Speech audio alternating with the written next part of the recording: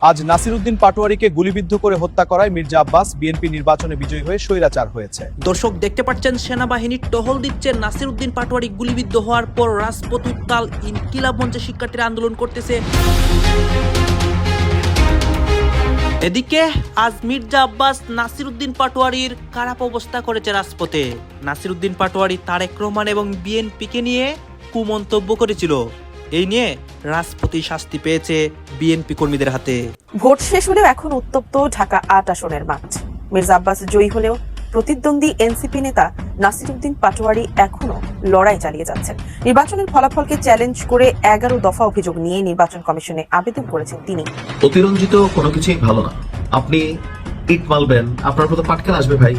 নাসিরউদ্দিন পাটোয়ারী এই ছেলেটাকে কোনোভাবেই আমার রাজনীতিবিদ মনে হয় না, মানে জোকার ছাড়া আর কিছু মনে হয় না। আজকে তারেক রহমানকে নিয়ে যে বক্তব্য দিয়েছে এটাও কিন্তু অধ্যত্বপূর্ণ এবং উস্কানিমূলক একটা বক্তব্য, একটা স্টেটাস। ভারতীয় রক্ত এখন বিএনপি নামক দলটির উপরে ভর করেছে। সেই ডক্টর ইউনূস বাংলাদেশের ক্ষমতায় বসে বাংলাদেশকে একটা লুটের রাজ্য বানিয়েছে।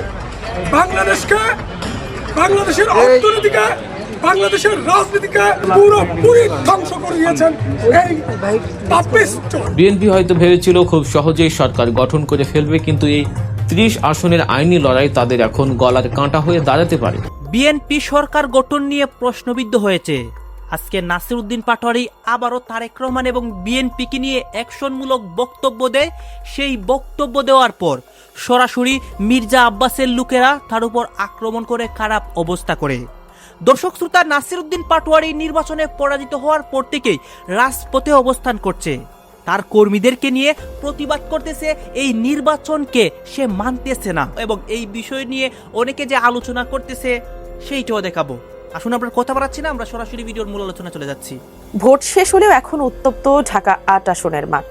মির্জা আব্বাস জয়ী হলেও প্রতিদ্বন্দ্বী এনসিপি নেতা নাসিরউদ্দিন পাটোয়ারী এখনো লড়াই চালিয়ে যাচ্ছেন। নির্বাচনের ফলাফলকে চ্যালেঞ্জ করে ১১ দফা অভিযোগ নিয়ে নির্বাচন কমিশনে আবেদন করেছেন তিনি। কি আছে সেই ১১ দফায়, জানাচ্ছেন সাদিয়া সিদ্দিকা।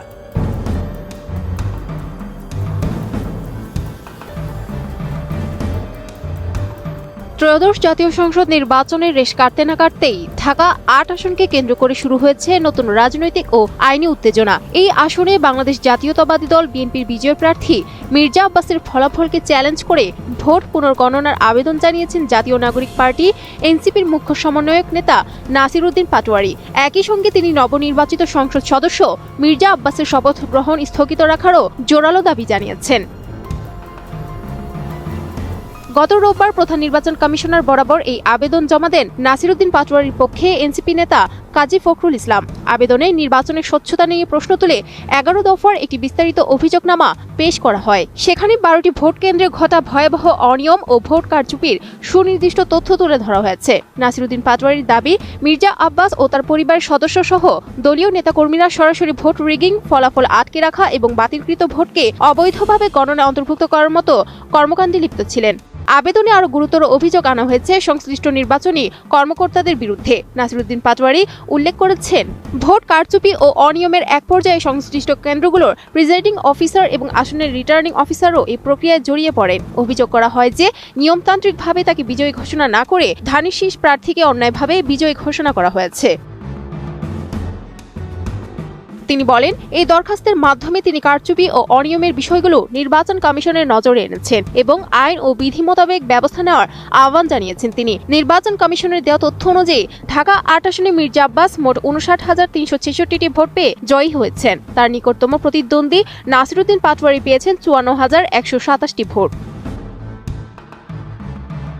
অর্থাৎ দুই প্রার্থীর মধ্যে ব্যবধান ছিল মাত্র ৫,২৩৯টি ভোটের। অন্যদিকে পোস্টাল ভোটের ক্ষেত্রে হাড্ডাহাড্ডি লড়াই দেখা গেছে, যেখানে আব্বাস পেয়েছেন ২,৮১৪টি ভোট এবং নাসিরউদ্দিন পেয়েছেন ২,৫৫৫টি ভোট।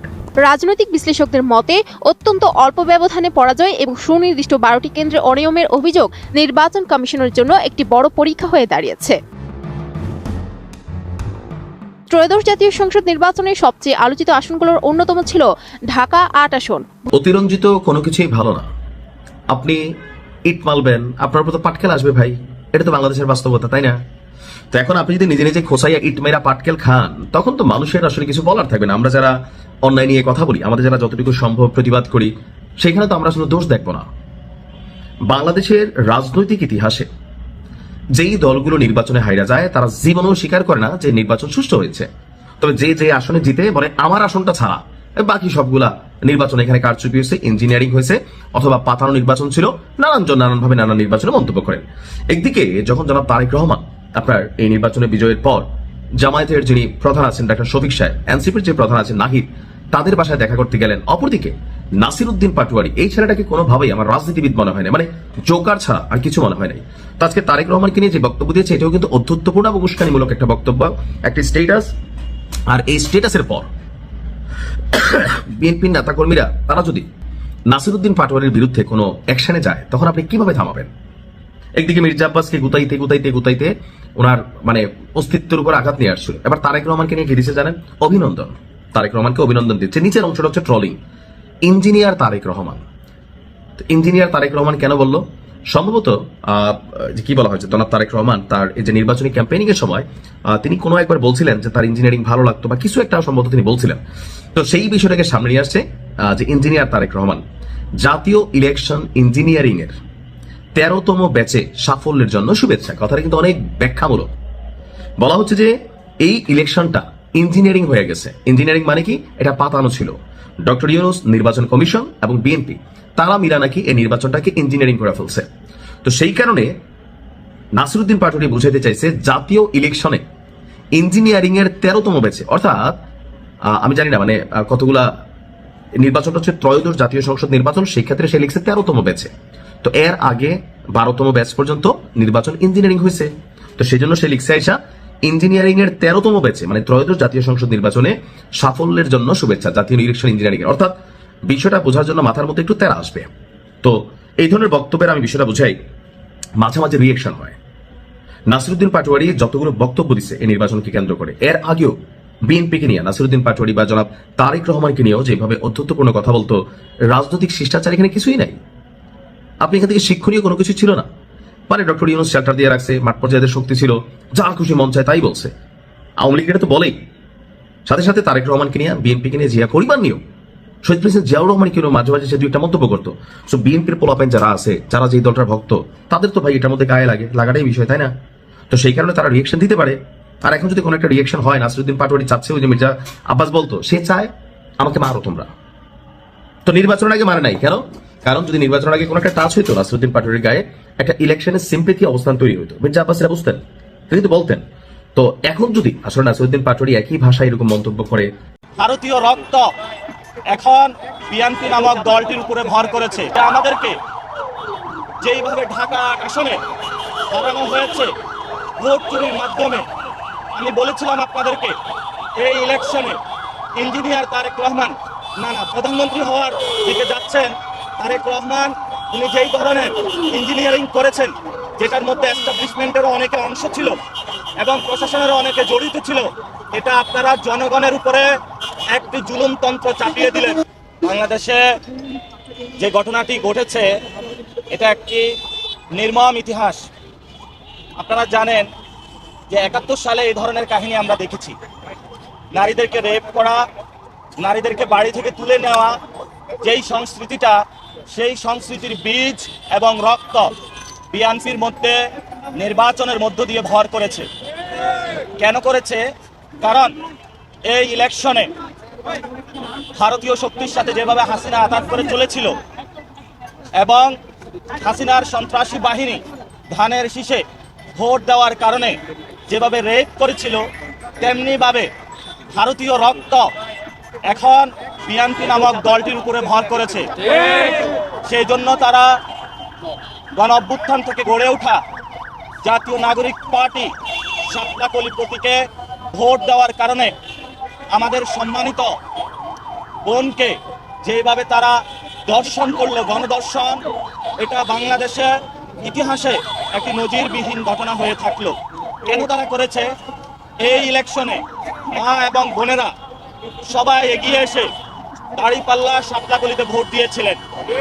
তারা জালেমের জুলুমতন্ত্রের বিরুদ্ধে দাঁড়িয়েছিলেন।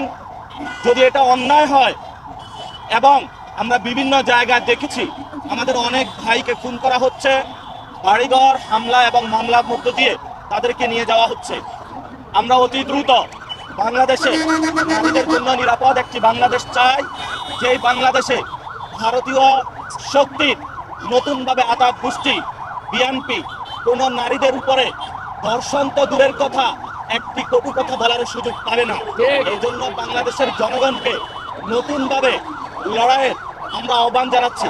এবং আপনারা জানেন, ত্রয়োদশ জাতীয় নির্বাচনে ঢাকা ৮ ছিল আলোচনার কেন্দ্রবিন্দু। রমনা, শাহবাগ, মতিঝিল, কাকরাইল আর মগবাজার নিয়ে গঠিত এই আসনে শুরু থেকেই জমে ওঠে উত্তপ্ত দ্বৈরথ।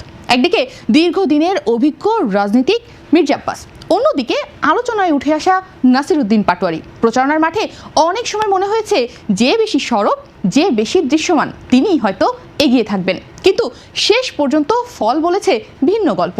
অভিজ্ঞতার রাজনীতি টিকেছে, আর অতিরিক্ত আক্রমণাত্মক কৌশল উল্টো চাপ হয়ে দাঁড়িয়েছে পাটোয়ারির জন্য। প্রচারণার শুরু থেকেই পাটোয়ারি ছিলেন তীব্র আক্রমণাত্মক। প্রতিপক্ষের বিরুদ্ধে কঠোর ভাষা, সংবাদ মাধ্যমে ধারালো মন্তব্য, সামাজিক যোগাযোগ মাধ্যমে নিয়মিত উপস্থিতি, সব মিলিয়ে তিনি প্রতিদিন আলোচনায় ছিলেন। তার ভোট কৌশলের বেশিরভাগ অংশ জুড়ে ছিল নেতিবাচক প্রচারণা, সেখানে ছিল অভিযোগ আর নাটকীয়তায় ঘেরা। ভোটের প্রচারণার এক পর্যায়ে মির্জা আব্বাস যখন বলেন পাটোয়ারিকে আমি চিনি না, তখন সেটিকে কেন্দ্র করে রাতেই তার বাড়ির সামনে মাইক, ঢাকঢোল, নাচানাচি, এক ধরনের শোডাউন করেন পাটোয়ারি। ভিডিও ভাইরাল হয় ঠিকই, কিন্তু শহুরের শিক্ষিত ভোটারদের একটি অংশের কাছে এটি কৌতুকের বিষয় হলেও গ্রহণযোগ্যতা পায়নি। অনেকে মনে করেছেন এটি গুরুতর নির্বাচনী লড়াইকে বিনোদনে নামিয়ে আনার ঝুঁকি তৈরি করেছে। এর মাঝেই যখন নির্বাচন শুরু হওয়ার কথা বা নির্বাচনী প্রচারণা শুরুর আগেই শরীফ ওসমান হাদির হত্যাকাণ্ড এই আসনের পরিবেশকে আরও স্পর্শকাতর করে তুলেছিল। এমন উত্তেজনাপূর্ণ সময়ে ভোটারদের বড় অংশ স্থিরতা ও পরিপক্ক নেতৃত্বের প্রত্যাশা করেছিলেন। মির্জা আব্বাস প্রকাশ্যে বলেন তাকে উত্তেজিত করার চেষ্টা চলছে, তিনি সেই ফাঁদে পা দেবেন না। তিনি ধৈর্য ধরে থাকার কথা বলেছেন, দোয়া চেয়েছেন যেন 12 তারিখ পর্যন্ত সংযম বজায় রাখতে পারেন। তারই ফলাফল বোধহয় তিনি এখন পাচ্ছেন। সংঘাতের আবহে এই ভাষা অনেকের কাছে দায়িত্বশীলতার বার্তা হিসেবে ধরা পড়ে। 8 ফেব্রুয়ারি পাটোয়ারির নির্বাচনী ক্যাম্পে হামলার অভিযোগ ওঠে। পরে ভোটের দিন সকালেও এজেন্টকে কেন্দ্রে ঢুকতে বাধা দেওয়ার অভিযোগ তুলে তিনি সিসিটিভি ফুটেজ প্রকাশের দাবিও জানান। জুলাই অভ্যুত্থানের যে স্পিড, জুলাই অভ্যুত্থানে মানুষ চাইছিল বাংলাদেশে একটা সুশাসন আসবে, বাংলাদেশে দুর্নীতিমুক্ত দেশ হিসেবে বাংলাদেশ গঠিত হবে। ইউনুসকে মানুষ বিশ্বাস করেছিল। বাংলাদেশে যে অপরাজনীতি, দুর্নীতির রাজনীতি, লুটের রাজনীতি চলেছে 54 বছর ধরে, সেটাকে ইউনুস ঠিক করবে। মানুষের এই বিশ্বাসের জায়গায় এসে মানুষের আস্থা বিশ্বাসকে পুঁজি করে জুলাই ব্যবসা করেছে এই ইউনুস। বাংলার বাড়িতে আমি আমতই ভাবিল না, যদি কখনো আমার যদি বেঁচে থাকি, আমি যদি বেঁচে থাকি, আমার বাড়ি চট্টগ্রাম, আমি চট্টগ্রামের মাস্টারটা সূর্য সেনে অনুসরণ করে করি। আমি ব্রিটিশ আন্দোলনের নেতৃত্বের উত্তরসূরি মনে করি। আমি ব্রিটিশ আন্দোলনের সাংবাদিক বন্ধুরা, আপনারা সকলে জানেন জুলাই গণঅভ্যুত্থানের পর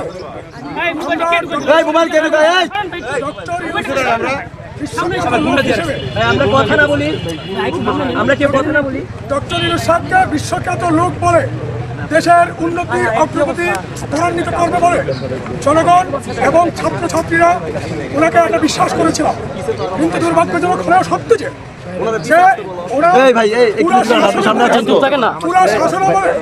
তিনি রাষ্ট্রকে ব্যক্তির সম্পত্তি বানিয়েছেন, কয়েকজন ব্যক্তির সম্পত্তি বানিয়েছেন।